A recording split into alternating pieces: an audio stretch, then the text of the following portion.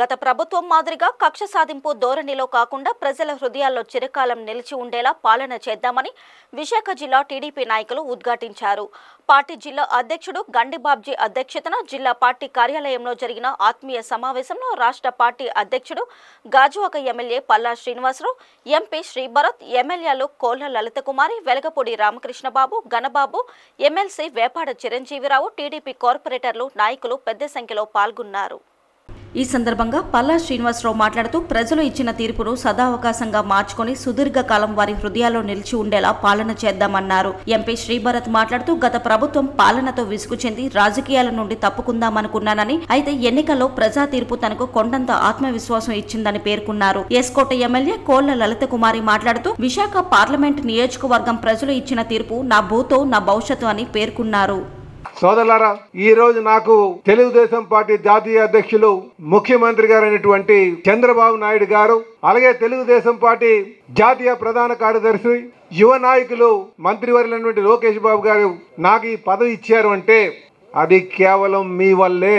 గడిచిన 4 సంవత్సరాలుగా మనం చేసినటువంటి పోరాటం, మీ అందరూ నాకు అందించినటువంటి సహాయ సహకారం, దాన్ని గుర్తించే, అలాగే గాజువాకలో ఉన్నటువంటి మా ప్రజానికం, మా ఓటర్ మహాశయులు వారి యొక్క తీర్పును గుర్తించి ఈ రోజు నాకు రాష్ట్ర అధ్యక్షులుగా ఇవ్వడం జరిగిందని చెప్పేసి ఈ సందర్భంగా తెలియజేస్తున్నాను.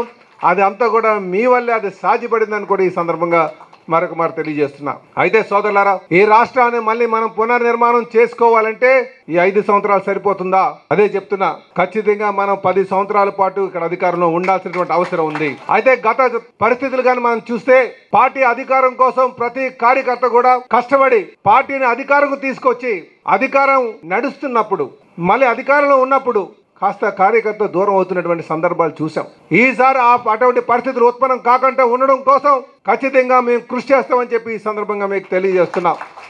అందుకే ప్రతి నాయకుడిని, ప్రతి కార్యకర్తని ప్రభుత్వంలో భాగస్వామ్యం చేయడానికి, నామినేటెడ్ పదవుల ద్వారా వాళ్ళని ప్రభుత్వంలో భాగస్వామ్యం చేయడానికి మేము కృషి చేస్తాం, దాంట్లో ముందు తీసుకెళ్తామని చెప్పేసి ఈ సందర్భంగా తెలియజేస్తున్నాం. కనుక సోదరులారా, ఖచ్చితంగా ప్రతి నాయకుడికి, కార్యకర్తకి సముచిత స్థానం కల్పించాలన్నదే తెలుగుదేశం పార్టీ జాతీయ అధ్యక్షుల యొక్క ఆలోచన చెప్పి మీకు తెలియజేస్తున్నా.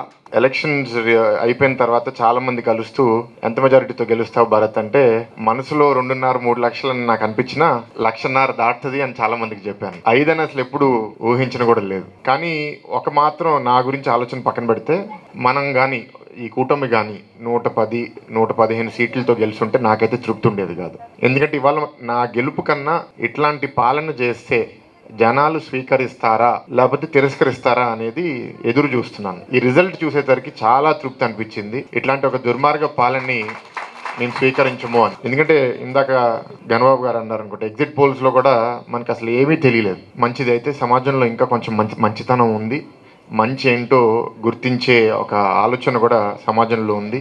సో మాలాంటి వాళ్ళకి ఇంకా స్ఫూర్తి వస్తుంది. ఈనాటి పండగ కోసం ఎన్నో ఏళ్ళ మన అందరి కళ, అవునా కాదా నాయన?